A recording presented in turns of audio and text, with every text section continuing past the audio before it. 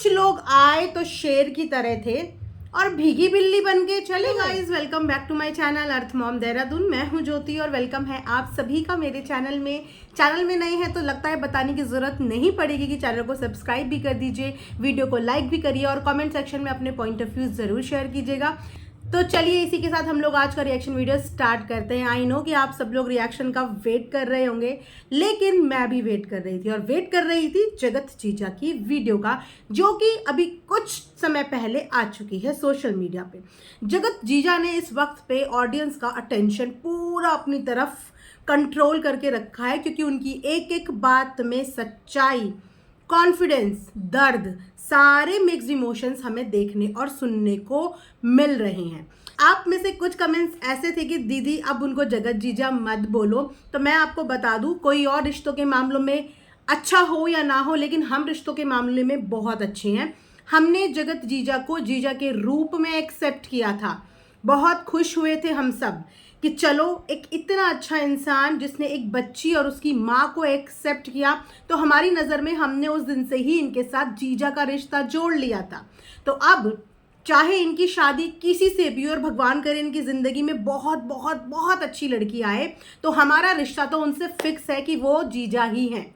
तो उनके आने वाली धर्मपत्नी को हम बहन और दीदी बना लेंगे, लेकिन ये जीजा का रिश्ता हम उनसे नहीं तोड़ेंगे। तो आई होप कि अब आप लोगों को ऑब्जेक्शन ना हो और आप भी उनको जीजा ही बोलिए, क्योंकि हमने उनको जीजा के रूप में ही सबसे पहले सोशल मीडिया पे देखा है। ठीक है, तो चलिए फटाफट से हमारे जगत जीजा की वीडियो पे हम लोग रिएक्शन बनाते हैं। जगत जीजा एक आदमी है, जगत दीदी एक औरत है। ये फाइट ना तो आदमी औरत की है, ये फाइट है सिर्फ और सिर्फ गलत की, सही की, झूठ की और सच की। इस बार इस कंट्रोवर्सी में मैदान में दोनों बराबर उतरे, पूरे जोर शोर से उतरे, लेकिन इस बार जो पीछे हटा वो झूठा ही होगा, क्योंकि सच सक्षम होता है और सच हारता नहीं है, सच बोलने की हिम्मत रखता है। उसी हिम्मत को देखते हुए भी हमने जगत दीदी को मोटिवेट किया था कि अगर आपके वर्जन में आप कहीं पे सही हैं और आपको गलत बोला जा रहा है, तो आप भी डट के सामना करो अपने सही गलत का। पिछली कंट्रोवर्सी में भी हम लोग बोलते बोलते थक गए, लेकिन उन्होंने किस चीज़ का सामना किया?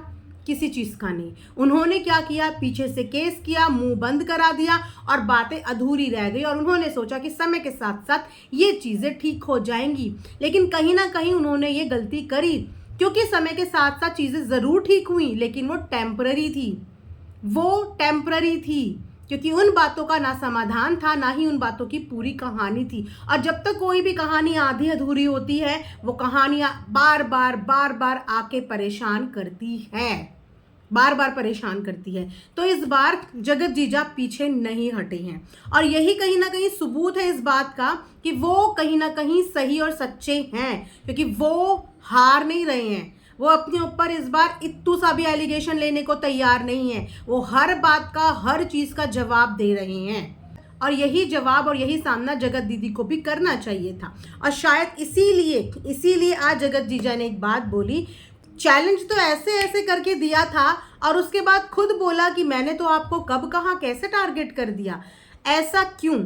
और अगेन जगत जीजा ने इस बार पहले ही बोल दिया है कि इस बार वो खेल मेरे साथ मत खेलना, मुंह बंद कराने वाला केस, कि मुंह बंद कराने के लिए केस कर दो, धमकी दे दो, यहाँ मुंह बंद करा दो। अब ये मेरे साथ मत करना, जैसे किसी और का मुंह बंद कराया ऐसे मेरा मत कराना, क्योंकि मैं तो इस बार सच बोलूंगा, और आधा अधूरा नहीं, पूरा का पूरा सच बोलूंगा। चाहे वो सच 4 साल का हो, 2 साल का हो, 1 महीने का हो या 3 महीने का हो। और यस, इस बार ऑडियंस की भी उम्मीदें जगत जीजा पे टिकी हुई हैं कि इस बार जगत जीजा ऑडियंस के दिल में पल रहे सवालों का जवाब दें। 4 साल का वास्ता दिया है जगत जीजा ने, अपने 4 साल वापस मांगने का डिमांड करी है जगत जीजा ने। क्या उनको उनके 4 साल के बदले में यहाँ से कुछ ना मिले, पर जो रिस्पेक्ट उनकी ख़त्म हुई, जो अपमान उनको बर्दाश्त करना पड़ा, वो तो हम उनको प्यार के रूप में वापस कर ही सकते हैं। लेकिन करेंगे लेकिन अभी नहीं। अभी हम सिर्फ सबको सुनेंगे, अभी हम सिर्फ सबका वर्जन सुनेंगे, सबकी चीजें देखेंगे और कंक्लूजन तो आखिरी में ही निकलेगा। आखिरी में ही सबको पता चलेगा कि कौन सही, कौन गलत, कौन ज्यादा सही और कौन ज्यादा गलत। अब बात करते हैं रिकॉर्डिंग की। जी हाँ, आप सबको पता होगा कि कल की डेट में जगत जीजा की साइड से 23 से 28 मिनट का एक रिकॉर्डिंग आया, जो कि मैंने भी अपने चैनल पे लगाया है। आप इससे पहले वाली वीडियो पे जाके वो रिकॉर्डिंग सुन सकते हैं। जिस रिकॉर्डिंग को लगाते वक्त मैंने बोला था कि हर कहानी के 3 पहलू होते हैं, तो एक पहलू देख के एकदम से कुछ भी डिसाइड नहीं करना, और जो ऑडियो आती हैं वो आधी अधूरी आती हैं, अपना वर्जन आता है, और हमें कोई भी रिकॉर्डिंग जो भी सोशल मीडिया पे आए उसका अगला पिछला ज़रूर ज़रूर ज़रूर सुनना ज़रूरी है। और जगत जीजा ने यहाँ पे डंके की चोट पे बोल दिया है कि रिकॉर्डिंग तो मैं अब लगाऊंगा और पूरी की पूरी लगाऊंगा। एक बात देख के ना, जगत जीजा का एटीट्यूड देख के एक बात तो अच्छी लगी कि उनको इससे मतलब नहीं है कि ये रिकॉर्डिंग अलाना के पास कैसे आई, फलाना के पास कैसे आई, ढिमकाना के पास कैसे आई। उनको इस बात से कोई मतलब नहीं है, क्योंकि कहीं ना कहीं सबको पता है ना कि पहला सोर्स कौन है। गलती पहले सोर्स की होती है, दूसरे तीसरे की नहीं होती। तो उनको इस बात से लेना देना नहीं है। उन्होंने इस बात का सिंपैथी कार्ड प्ले नहीं करा कि हाय मेरी ऑडियो कैसे आ गई, हाय मेरी रिकॉर्डिंग कैसे आ गई, हाय ये किसने दे दिया, हाय वो किसने दे दिया। ऐसा कोई इमोशनल ड्रामा, कोई धमकी, कोई लीगल फीगल, उन्होंने कोई धमकी नहीं दी। उन्होंने क्या बोला, आधी अधूरी रिकॉर्डिंग आई है ना, पूरी मैं डाल दूंगा। आधी आई है, पूरी मैं डालूंगा, लेकिन रोना गाना डराना धमकाना नहीं करा।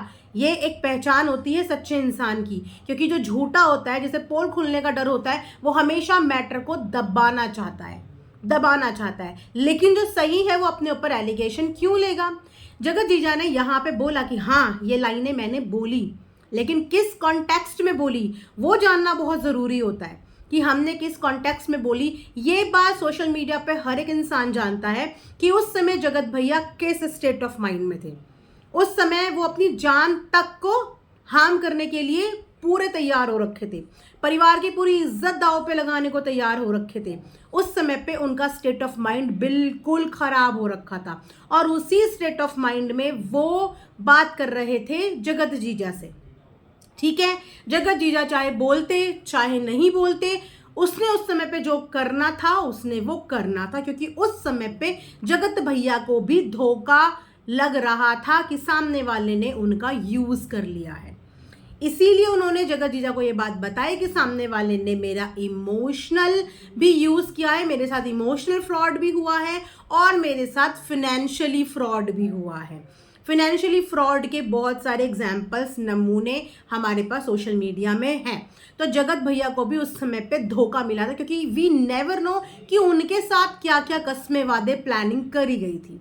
और बाद में जब उनको भी कहीं ना कहीं ये फील हुआ कि ये तो यहाँ भी खेल रही है, वहाँ भी खेल रही है, तो उनकी जो बात हुई वो हुई जगत जीजा से, जहाँ पे दोनों ने अपनी अपनी फीलिंग्स एक दूसरे के साथ शेयर करी। और जब कोई इंसान हमें सामने से बहुत डल लगता है, टूटा हुआ बिखरा हुआ लगता है, तो उस समय पे हम जो उसे ओपिनियन दे सकते हैं वो हम ओपिनियन देते हैं।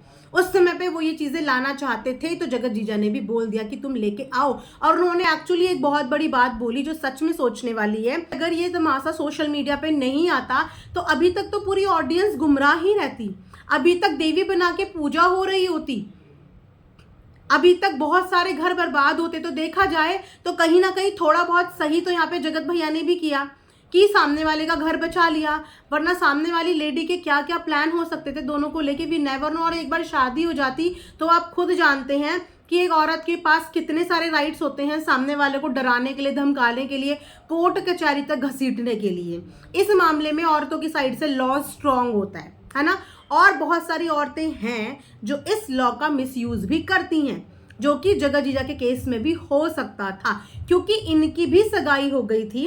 और जब जगत जीजा को इनकी इतनी सारी प्लानिंग्स, ऑब्वियस सी बातें पता चली होंगी जगत भैया के हिसाब से, तो वो इंसान भी घबरा गया होगा कि मेरी कारण ऐसा ना हो कि मेरी फैमिली को भी सफ़र करना पड़े, मेरी माँ को भी सफ़र करना पड़े, और ये लोग वैसे भी पुलिस धमकी, कोर्ट कचहरी सबकी धमकी देते हैं, कहीं ये लोग हमें भी ना फंसा दें।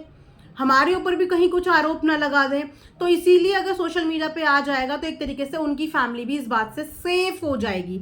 और यार मरता क्या नहीं करता, अगर कोई इंसान नदी में गिर गया है और वो डूब रहा है तो वो अपने आप को तो बचाएगा ना। वो ये थोड़ी देखेगा कि मेरे साथ कोई और भी डूब रहा है मैं उसको बचा लूं, पहले तो खुद को ही बचाएगा ना। तो वो भी अपने आप को, अपने परिवार को बचा रहे थे, क्योंकि इंटेंशंस बहुत अनदर लेवल की थी। जो बातें थोड़ी थोड़ी पता चली हैं, आप खुद सोचिए कि वो बातें सुन के ना रोंगटे खड़े हो गए। और ये बात खुद जगत भैया ने बोली कि मैं कुछ भी कर सकता था, मैं अपने को भी कुछ कर सकता था, जो कि एक्चुअली वो कर भी चुके थे 2 बार अपने साथ। मैं अपने को भी कुछ कर सकता था और सामने वाले को भी कर सकता था। मैं इतना ज्यादा पागल था तो अपनी बीवी को भी कर सकता था। आप समझ रहे हो कि क्यों जगत भाभी की भी लाइफ रिस्क में थी, जगत जीजा की लाइफ भी रिस्क में थी। ये नीला ड्रम कांड जो इतने दिनों से हम रिलेट करने की कोशिश कर रहे हैं ना, वो हम यही समझाने की कोशिश कर रहे थे कि यहाँ पे 2 जिंदगियां दांव पे लगी थी। सामने वाली कुछ नहीं करती लेकिन सामने वाला उसके प्यार में कर देता, क्योंकि वो एक्चुअली में पागल था। पागल का हर एक रूप देखा है हमने उस आदमी का, वो पागल था। और वो भी बहुत कुछ बताता, उसका भी मुंह बंद करवाया, उसका भी मुंह बंद हो गया। और ये भी है कि आज के डेट में भी ना जगत भैया इनके लिए एक सॉफ्ट कॉर्नर रखते हैं, आज भी रखते हैं। वो दिखता है उनकी साइड से, लेकिन प्लानिंग और प्लॉटिंग अनदर लेवल की हो सकती थी, अनदर लेवल की। आज हमारे सामने नीला ड्रम कांड आया है, सुनते साथ ही सबके रोंगटे खड़े हो गए और बहुत सारे आदमियों ने अपनी पत्नियों पे विश्वास करना छोड़ दिया।